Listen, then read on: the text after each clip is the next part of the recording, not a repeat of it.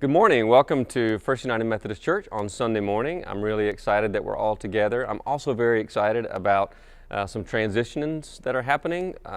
For our YouTube online service, this is the first Sunday where we're just going to have one service that's going to be combined.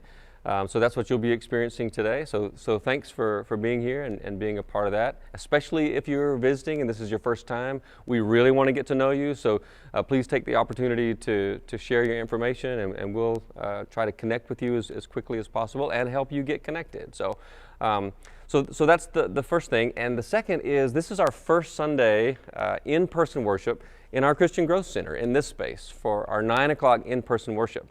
So our times for worship are 9 o'clock in this space for the awakening service, and then 11 o'clock in our sanctuary for the traditional service. So as you're beginning to anticipate and prepare for when you might like to come in person, just know that those are the times, 9 and 11. Also, we want you to know that we're continuing to practice safety measures. As much as we don't like to limit the number of people in our space for worship, that's our way of being faithful to each other and to the community, wearing masks, keeping distance. We know that means that sometimes you want to sign up and you want to come and there's not space available. So please sign up on the waiting list, because our practice is going to be if you're on the waiting list, then you'll be the first ones to sign up for the next week's worship. So anyway, if you have any questions about that process or what you need to do, any confusion about navigating the website and the YouTube channel, please contact Alex in the front office. And if she doesn't have an answer to your question, she will get you to the person that does. Another thing about our Sunday morning worship services that's important for you to know is that the sermon that everyone will hear in this space is the same sermon at 11 a.m. from here, and also it's the same here on our YouTube channel. And we're starting our Earth Day sermon series, and pretty pumped about that. Earth Day is Thursday, April the 22nd. Our creation care team is really excited about the opportunities, educational opportunities to get involved. So please be on the lookout for resources and things coming your way. Big thanks to our creation care team for helping with that. And we start Earth Day sermon series for the next 4 weeks. Today we're going to be going out to George and Wanda Kinney's beehives, and so we're really excited about that. And each week is going to be another important way that we link our faith to the stuff of the earth. So I want to say a word about our offering. One of the things that just really has blown me away, as we entered the pandemic last year, one of the big questions was, what is our offering going to be like, because we're not going to be meeting in person.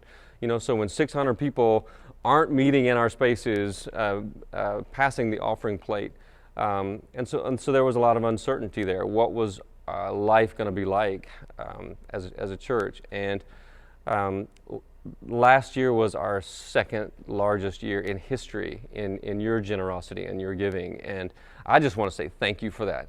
That's amazing how we have been able to respond to our community. Many of you know this because you've been a part of our responding to the community with the increased needs from loss of work and food insecurity and all those kinds of things. So there are a lot of ways for you to give. If you're, of course, in person, you can put money in an offering plate as an act of worship. You can give with your phone on the app or text it in. You can give online. You can mail your check in. So please take the opportunity to do that, and just thank you for that. Do that as an act of generosity and commitment to God and to your church and to your community. So, yeah, this is the day that the Lord has made. I'm glad that we're all together in it to worship the Lord of creation. Let's worship together.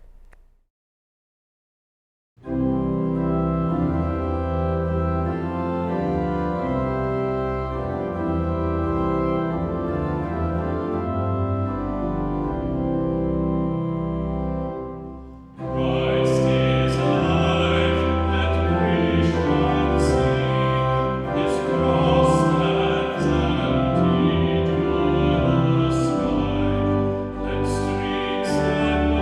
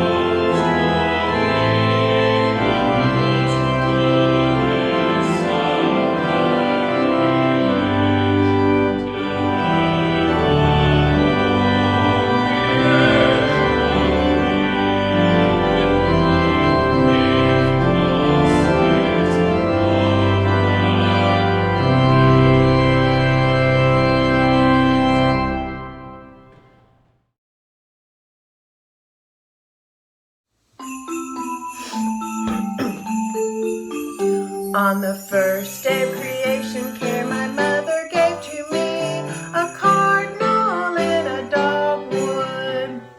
On the second day of creation care my mother gave to me 2 rainbow trout and a cardinal and a dogwood. On the third day of creation care my mother gave to me 3 black bears, 2 rainbow trout and a cardinal and a dogwood. On the fourth day of creation care my mother gave to me 4 eastern elk, 3 black bears, 2 rainbow trout and a cardinal and a dogwood. On the fifth day of creation care my mother gave to me 5 pristine ewes, 4 eastern elk, 3 black bears, 2 rainbow trout and a cardinal and a dogwood. On the sixth day of creation care my mother gave to me 6 springtime showers, 5 pristine ewes, 4 eastern elk, 3 black bears, 2 rainbow trout and a cardinal and a dogwood. On the seventh day of creation care my mother gave to me 7 buzzing beehives, 6 springtime showers, 5 ewes, 4 eastern elk, 3 black bears, 2 rainbow trout and a cardinal and a dogwood. On the 8th day of creation care my mother gave to me 8 red wolf puppies, 7 buzzing beehives, 6 springtime showers, 5 pristine ewes, 4 eastern elk, 3 brown bears, 2 rainbow trout and a cardinal and a dogwood. On the 9th day of creation care my mother gave to me 9 drifting monarchs, 8 redwood puppies, 7 buzzing beehives, 6 springtime showers, 5 pristine ewes, 4 eastern elk, 3 black bears, 2 rainbow trout and a cardinal and a dogwood. On the 10th day of creation care my mother gave to me 10 rolling rivers, 9 drifting monarchs, 8 red wolf puppies, 7 buzzing beehives, 6 springtime showers, 5 pristine ewes, 4 eastern elk, 3 black bears, 2 rainbow trout and a cardinal and a dogwood. On the 11th day of creation care my mother gave to me 11 mountain laurel, 10 rolling rivers, 9 drifting monarchs, red wolf puppies, 7 buzzing beehives, 6 springtime showers, 5 pristine ewes, 4 eastern elk, 3 black bears, 2 rainbow trout and a cardinal and a dogwood. On the 12th day of creation care my mother gave to me 12 hiking trails, 11 mountain laurel, 9 drifting monarchs, 8 red wolf puppies, 7 buzzing beehives, 6 springtime showers, 5 pristine ewes, 4 eastern elk, 3 black bears, 2 rainbow trout and a cardinal and a dogwood.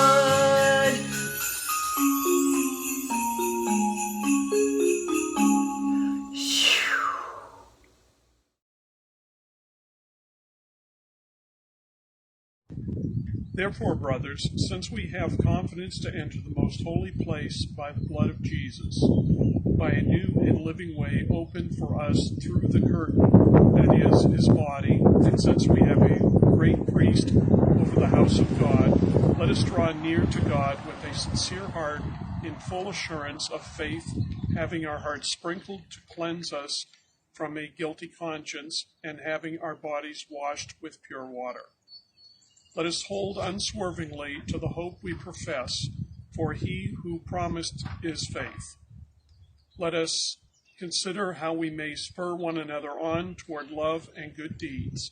Let us not give up meeting together, as some are in the habit of doing, but let us encourage one another, and all the more as we see the day approaching. The Word of God for the people of God.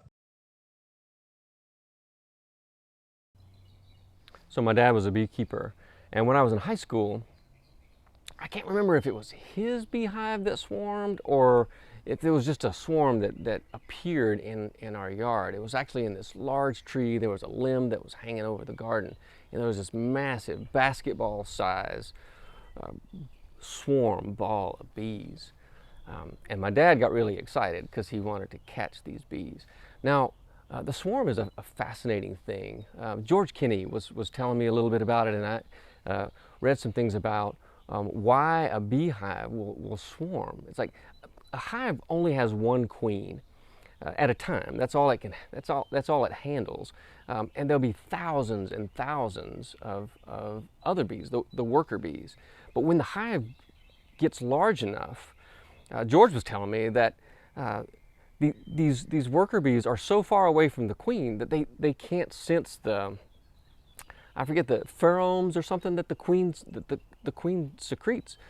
So to them, it's like the queen doesn't even exist, and so they create another queen with the larva and the way that they feed it. There's this stuff that they do, stuff that the bees do. Anyway, so then a new queen is born, and there might be a battle or a fight, but then this queen will take half the hive with them, and they'll swarm. So that's what's happening in our backyard. And my dad, he gives me all the gear, and so I've got the head thing on, and it ties tight around your neck, and you got to wear long sleeves and gloves, and so I felt pretty safe. But then he puts this ladder on the limb, so you can just see me climbing up this ladder to this limb where there's this giant ball of bees, and he gives me a cardboard box. So I'm standing under this ball of bees on a ladder holding a cardboard box, and my dad climbs the tree, shimmies out on the limb, and has a 2x4, and he starts pounding on the limb. And that ball of bees just drops in the box all over me, and then we get down the ladder and we just pour it like water into this empty hive. And my dad said, if the queen is in there, then we've got a new hive.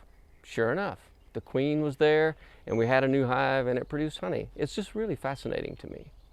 Well, when a hive swarms, it's really a vulnerable time for the bees, and that's one of the reasons why they stick together like that. The queen is not the best of flyers, and so sometimes when they're on the move, she has to rest, and they'll end up on a fence post or on a branch like that. It's a big change. It's big movement. It's big transition. And I think about our life together in these times, and I think it's kind of like that. We're in a time of big change. We're in a time of transition in lots of different ways. And so I'm actually kind of excited these next few weeks. You probably know this because of our FUMC Creation Care team. They've let us know that this is Climate Action Week. It's actually more like 10 days, but it started on Friday, 2 days ago. It's in the season where we have Earth Day. Earth Day is next Thursday, April 22nd, and Arbor Day, where we go and plant a tree, is Friday, April the 30th. So it's a time where we think about our climate and think about our earth and the fact that we are keepers of the soil. We are keepers of the garden. God has given us that responsibility. Well, there's this organization called Interfaith Power and Light, and they're the ones who started Climate Action Week. They probably were organized 22 to 23 years ago. It's this unique collection of Episcopal churches who organized themselves to give a religious response to climate change. About 20 years ago, I think, is when they kind of broadened their reach, and they invited other denominations, and they invited lots of other churches to be a part of it. So I read their values, and I wanted to share them with you. This is the statement from this Interfaith Power and Light group. This is what we hold most sacred, they say. Because we embrace faith and spirituality, we are grounded in the interconnectedness of the sacred, the natural world, and one another. Because we embrace justice, we act with inclusion and respect, working in solidarity with vulnerable and marginalized communities. Because we embrace hope, we are empowered to live into our vision for the world, for present and future generations. Because we embrace courage, we speak with a prophetic voice to create equity and restore wholeness to all. Because love is central to who we are committed to ending the suffering caused by climate change. Now, I love that. And our creation care team loves it too. And actually, they're pretty pumped about Climate Action Week. Please watch the videos. There's going to be a lot of stuff that's available on our YouTube channel. There are going to be educational opportunities. There are also going to be activities and opportunities for us to make a difference. The theme for this year's Climate Action Week is Sacred Ground, Cultivating Connections Between Our Faith, Our Food, and the Climate. So the next few weeks at FUMC in our worship time, we're gonna hang out with that. What are the connections between our faith, our food, and our climate? And so today, this first week, I decided to talk about honeybees because honeybees, I think, can teach us a really valuable lesson about who we are as God's people, and it's critical that we remember who we are, especially as it relates to our caring for the planet. So, thanks to George Kinney for letting us hang out with his bees. So one of the biggest lessons that we can learn from these guys is that Christianity is a group thing. We're in this together. We're in this together, and we have a really big purpose. That's the message of Holy Week and Easter. Jesus dies on the cross to save us for the salvation of the world. But our salvation is not for some disembodied spiritual existence floating around on a cloud somewhere. Like the resurrection and the Easter stories are proof that God has saved us so that we can become a part of this amazing endeavor to usher in God's kingdom. Like that's what Jesus was doing, was bringing God's kingdom into the present. And we get to be a part of that. It's about the renewal of creation. Like that's what the resurrection was about. It's really exciting stuff. Now, honeybees are really social creatures. In fact, they can't live apart from this community that they've created. So there are three types of bees in here. There's the worker bee, which that's the bee that you and I see most of the time. Now, someone like George Kinney or Bill Skelton or Keith Stiles and others of you who are beekeepers, you see the others. But the worker bees, that's the majority of what is living in here. They're all female, and they're amazing. They fly, and they can go for miles, and they forage, and they find the flowers, and they get the pollen. And you can see when they're flying in, some of them, you can see the pollen. George showed us on their hind legs, and they take that in, and they make honey. So they provide for the hive, they protect the hive, they clean the hive. They by flapping their wings will regulate the temperature in the hive. It's amazing, all kinds of stuff that they do. That's why they call them the worker bees. And then there's the queen, and there's only one queen in the hive. And we talked about this. When the queen dies, then they sense that there's no queen anymore, and so they got this this stuff that they feed the larva, and it becomes a queen. The queen secretes this thing, and it kind of tells everybody else what to do. It's a way of kind of leading the hive and stuff. And then the third type of bee is the drone. The drone is the male. And I couldn't figure out what the drones do. George said that they mate with the queen, and that's how the queen is able to lay the eggs. And I thought that makes sense, but that's all they do. And they're around for, spring, summer, fall, but as soon as winter starts to approach, so in the fall, they are kicked out of the hive. Like, it just broke my heart. Anyway, that's the life of a bee. But the thing about them is that the bee doesn't work for itself. It works for the community.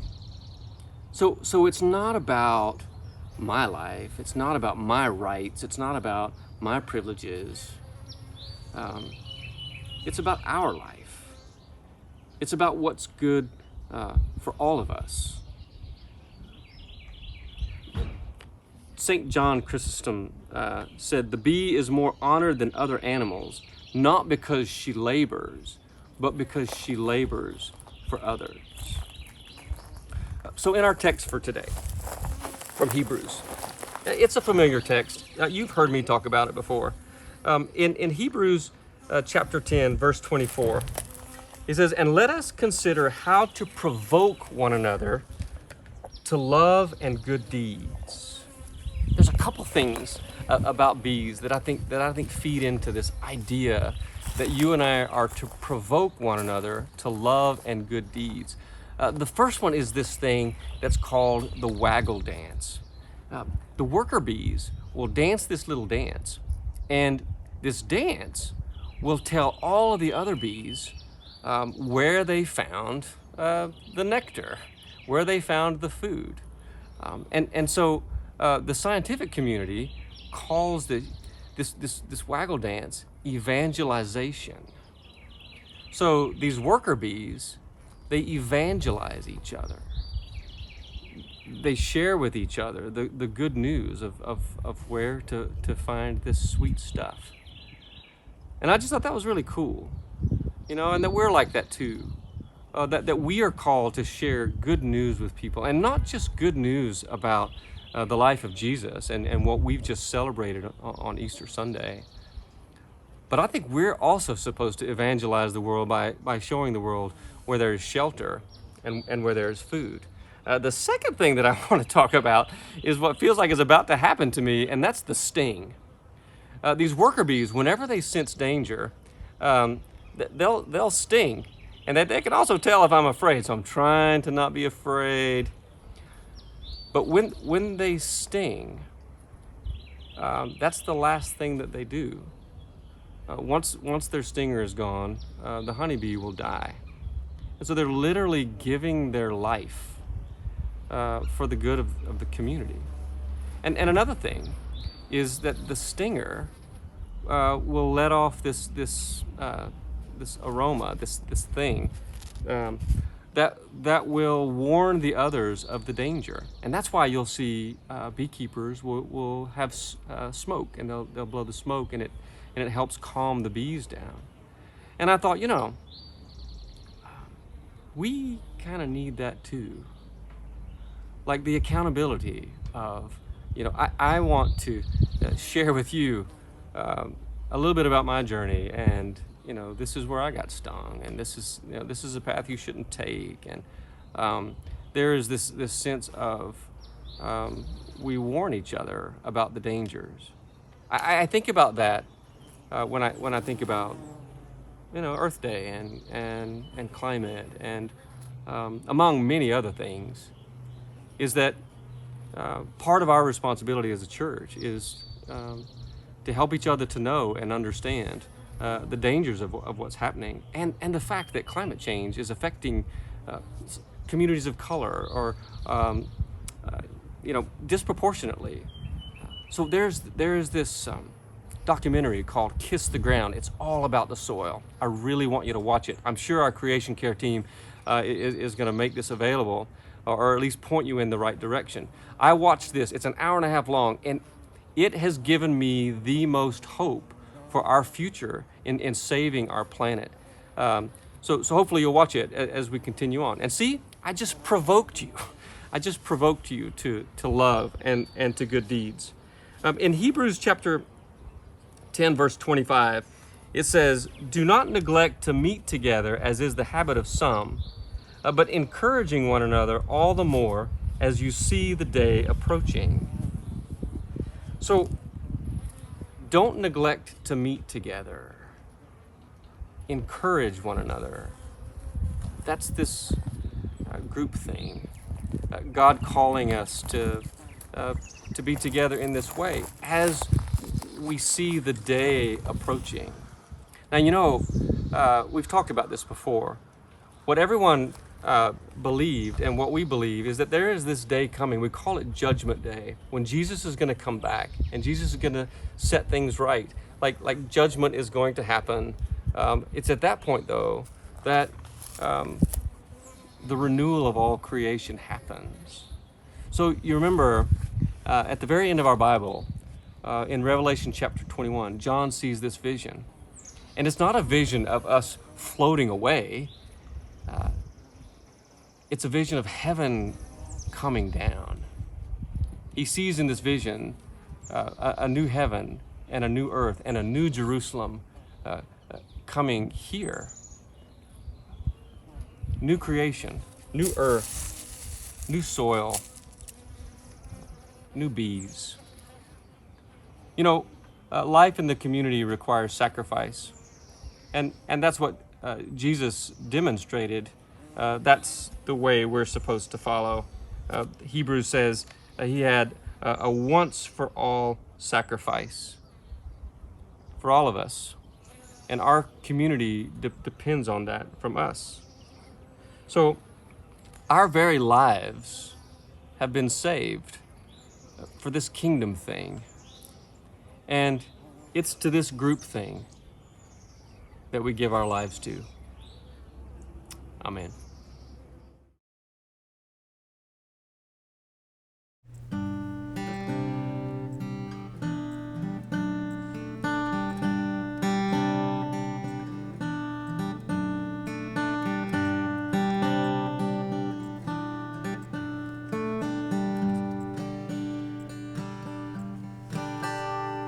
The boy only wanted to give mother something, but all of her roses had bloomed. Looking at him as he came rushing in with them, knowing her roses were doomed. All she could see were some thorns buried deep, and the tears that he cried as she tended his wounds, and she knew it was love. It was one she could understand. He was showing his love, and that's how he hurt his hand. He still remembered that night as a child on his mother's knee. She held him close as she opened the Bible, quietly started to read. Then seeing a picture of Jesus, he's cried out, "Mama, he's got some scars just like me," and he knew it was love. It was one he could understand. He was showing his love, and that's how he hurt his hand.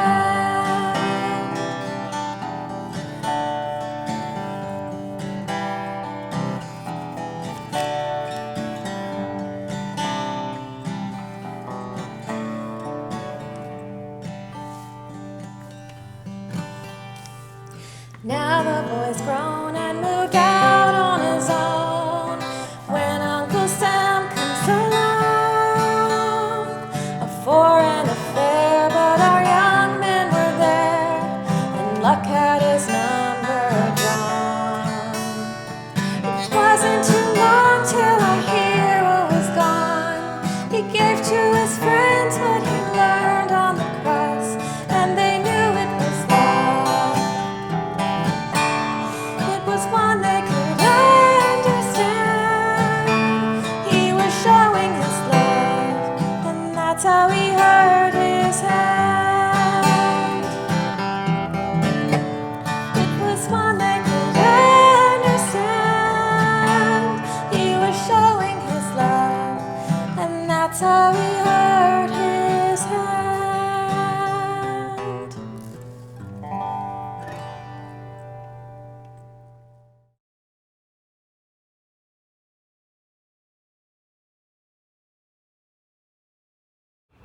God of the universe, you made the heavens and the earth, your creation, a gift from your most blessed hand. And we do see your imprint in everything we see and smell, hear and touch.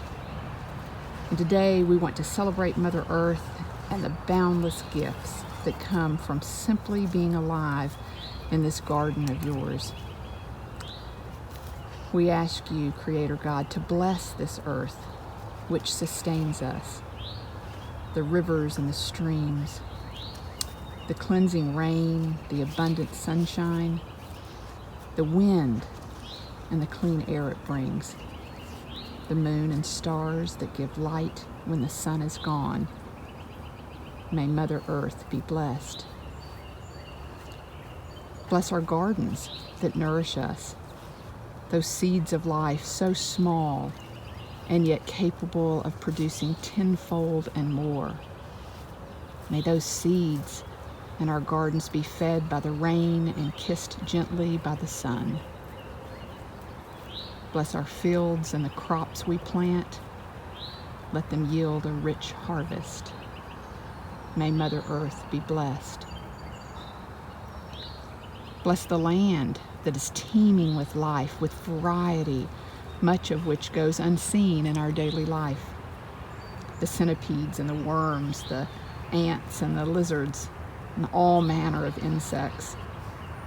And the creatures, all of your creatures, God, that bring joy and wonder to our souls. The red wolf, the mountain cats, the bonobos and lemurs, the eagles that soar and the dolphins that glide. May every creature abound in well-being and peace. May Mother Earth be blessed. And bless the bushes and the trees that bear fruit, the flowers that dazzle us, the birds that sing for us, the sunrise and sunset that paint the beginning and end of our days. May Mother Earth be blessed. And bless all of us, that we may be truly at one with you, with each other, and with your creation. Bless us with a limitless concern for every living creature and a heart of boundless love for all the world. May we all be blessed.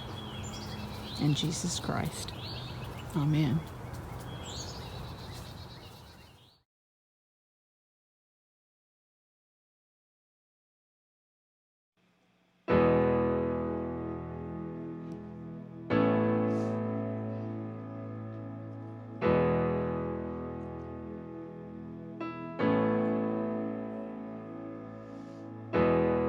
In the morning you sing over me,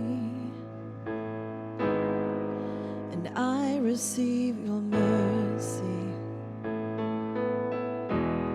Your faithfulness is clear to see. It's constant every day. In the morning you sing over me, I receive your mercy.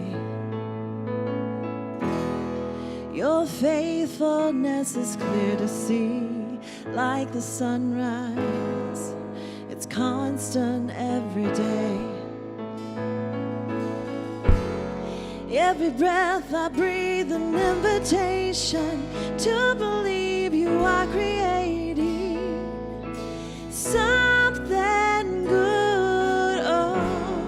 Though the season doesn't tell my story, I know you'll move mountains for me. You're just that good, so I'll give thanks to God when I don't have enough, 'cause He's more than enough, and He knows what I need, so I'll give thanks to God when I don't have enough, 'cause He's more than enough, and He knows what I need. Oh, He knows what I need.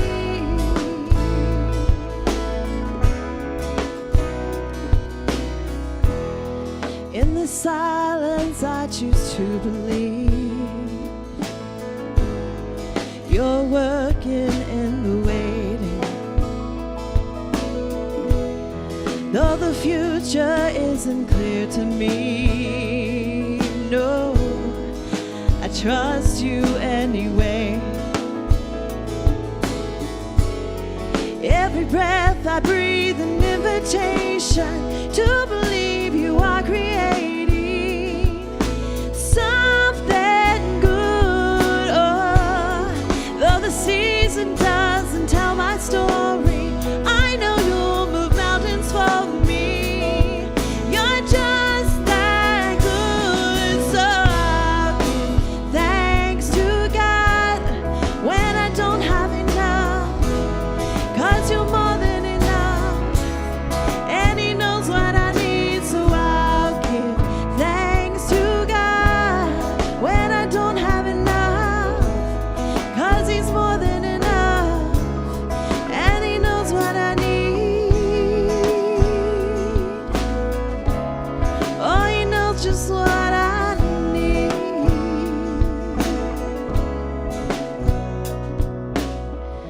Why do I worry? Why do I worry? Why do I worry? God knows what I need. Sing that. Why do I worry? Why do I worry? Why do I worry? God knows what I need. Why do I worry? Why do I worry?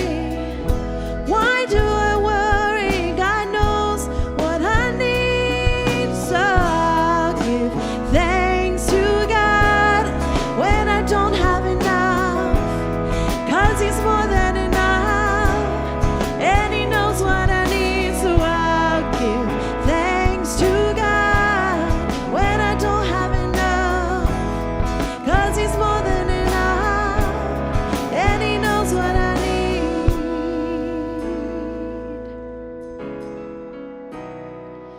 So I'll give thanks to God when I don't have enough, 'cause He's more than enough, and He knows what I need. So I'll give thanks to God when I don't have enough, 'cause He's more than enough, and He knows just what we need.